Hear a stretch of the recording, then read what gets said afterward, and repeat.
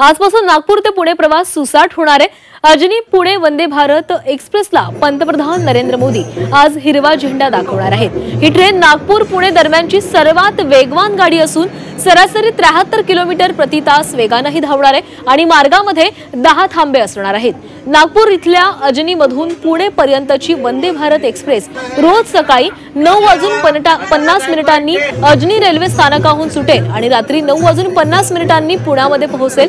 वर्धा, बडनेरा, अकोला, भुसावळ, जळगाव, मनमाड, कोपरगाव, दौंड या मार्गे ही वंदे भारत ट्रेन नागपूरच्या अजनीतून पुण्याला पोहोचणार आहे। तर पुण्याहून ही वंदे भारत ट्रेन संध्याकाळी 6:30 वाजता निघणार असल्याची देखील माहिती मिळते।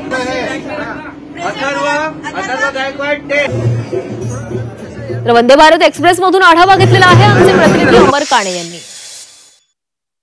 नागपूर पुणे दरम्यान धावणाऱ्या वंदे भारत ट्रेन मध्ये आपण आता आहोत आणि तिथले हे दृश्य आपण सगळे खरं तर 12 तासात अतिशय वेगवान पद्धतीने आणि सुखकारक हा संपूर्ण प्रवास होणार आहे।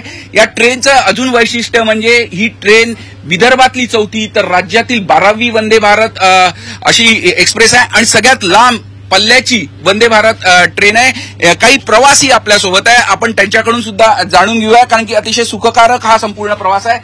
ताई, काय सांगाल? वंदे भारतचा प्रवास खरं तर अनेक दिवसांपासूनची ही प्रतीक्षा होती नागपूरकरांची, खास करून पुण्याला जाताना अनेक ट्रेनची फ्रिक्वेन्सी कमी आहे, काय भावना आहे आज आपल्या? मला तर ऍक्च्युअली खूप आनंद होतो आहे।